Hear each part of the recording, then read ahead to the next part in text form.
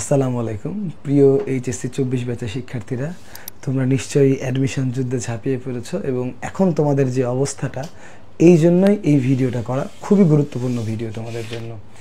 তোমরা নিশ্চয়ই যারা মেডিকেল প্রিপারেশনে এখন বিভিন্ন মেডিকেল কোচিং, প্রাইভেট পড়াশোনা, শর্ট সিলেবাস, শর্টের বাইর পরীক্ষা দিতে আছো, দেখতে পাচ্ছ অনেক পরীক্ষায় 100 90 উঠছে।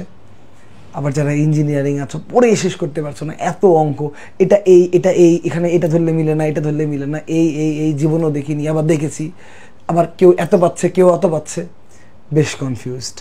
আর কিছু দল আছে যারা ধরো পড়াশোনা একটু কম করেছে, ভার্সিটিতে একটা চান্স হলেও হয়, তারাও গিয়ে হতাশ, কিছুই তো পারতেছি না। তো এই জায়গায় একটু থামো। তো আমরা এইচএসসি লেভেলে যাই ফাঁকি মারি না কেন, সবাই তো আলটিমেটলি অ্যাডমিশন প্রিপারেশন নিব। তো এখানে সবার আগে আমি তোমাদেরকে কিছু পয়েন্ট বলি, ধাপে ধাপে বলি। 1 নাম্বার, যারা মেডিকেল অ্যাসপিরেন্ট, তারা যেই কাজটা করবা, ধরো একটা চ্যাপ্টারের পরীক্ষা, ধরো ব্লাড বা SHM বা মনে করো তোমার অর্গানিক কেমিস্ট্রি, একটা চ্যাপ্টারের পরীক্ষা কিন্তু তোমার মেডিকেল পরীক্ষার তেমন কিচ্ছু ফোকাস করে না। ওই একটা চ্যাপ্টারের পরীক্ষায় যে 100তে 100 পেয়েছে, ওর মেডিকেলে চান্স ছুটতে পারে। তুমি যদি 100তে 80, 85, 86 পেয়ে থাকো, তোমার চান্স ছুটবে না। আবার তুমি যদি ওই পরীক্ষায় 20, 30 পেয়ে থাকো, তোমারও চান্স হওয়ার মানে খুব কষ্ট করতে হবে তোমাকে আর কি। সো এই নাম্বার দেখে তুমি কষ্ট পাবা না, কষ্ট পাওয়ার কোনো দরকার নেই। এবার আসি ইঞ্জিনিয়ারিংয়ের ক্ষেত্রে। হয়তো উইকলিগুলো শুরু হয়ে গেছে, উদ্ভাসে উইকলি শুরু হয়ে গেছে। তো আমি আমারই ছোটো কথা বলি, আমি যখন অ্যাডমিশন টাইমে ছিলাম, উদ্ভাসে পরীক্ষা দিয়ে আমার মোটামুটি মার্ক অত খারাপ ছিল না, বাট আমি অনেক আমার বন্ধু বান্ধব দেখেছি মার্ক ধরো 600-র মধ্যে আমাদের পরীক্ষা হতো, উইকলি হয়তো 300-র মধ্যে, 300-র মধ্যে মার্ক 50, 52, 53, বইটা টপ 100-এর মধ্যে চান্স পাইছে। সো প্রথম দিকের উইকলি ডাজেন্ট ম্যাটার, তাই এটা নিয়ে হতাশ হওয়া যাবে না। আমি তোমাদেরকে খুব ক্লিয়ার কাট 3টা পয়েন্ট বলবো, সেটা ইঞ্জিনিয়ারিং হোক, মেডিকেল হোক, ভার্সিটি হোক, এই 3টা পয়েন্ট ফলো করবা। নাম্বার 1, রেগুলারিটি এবং লেগে থাকা। তোমার আজকে পরীক্ষায় মার্ক 400-র মধ্যে 50, বলো আলহামদুলিল্লাহ। কালকে চেষ্টা করো 51 হোক, 52 হোক, 60 হোক, একটু করে বাড়ো, কোনো সমস্যা নাই।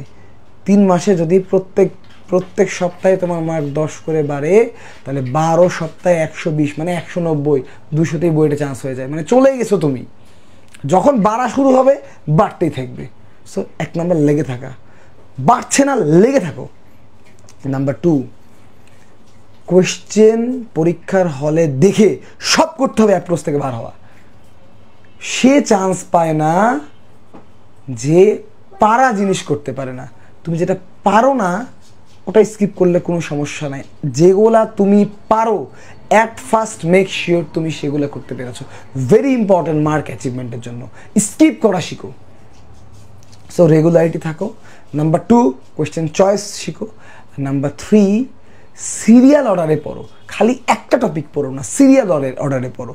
প্রথমে ধরো কনসেপ্ট বুক টাইপ ওয়াইজ পড়ে ফেললা, দেন কোয়েশ্চেন ব্যাংক প্র্যাকটিস করলা, দেন হয়তো বইয়ের অনুশীলনী প্র্যাকটিস করে ফেললা, দেন তুমি চাইলে বাইরের IIT, JEE, এক্সপার্ট, আমরা আরও ক্লাসে করাই, বা কোচিংয়ের ভাইয়া, অনলাইনের ভাইয়া, হ্যান তেন এগুলা করো।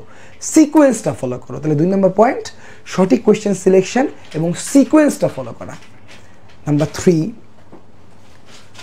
তোমার ভুলগুলা সংশোধন করা।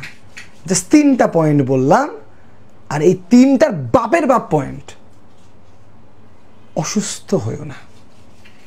অ্যাডমিশন টাইমে চান্স না পাওয়ার নাম্বার 1 কারণ পড়াশোনা কম করা না, অসুস্থ হয়ে যাওয়া। অতিরিক্ত চাপ নিও না, যতটুকু তোমার লিমিটে ততটুকু নাও, বাট একজন প্রপার গাইডলাইন, যে তোমাকে ভালো গাইডলাইন দিতে পারবে, যে নিজে ওই জায়গা অতিক্রম করেছে, তার গাইডলাইন মেনে চলো। যে কোনো প্রবলেমে তার কাছে যাও, তাকে আস্ক করো। অ্যাডমিশন টাইম সে অবশ্যই তোমাকে প্রায়োরিটি দেবে, এই জায়গাটা খেয়াল করো। সো সবগুলার সবথেকে বেশি ইম্পর্টেন্ট পয়েন্ট, অসুস্থ হয়েও না।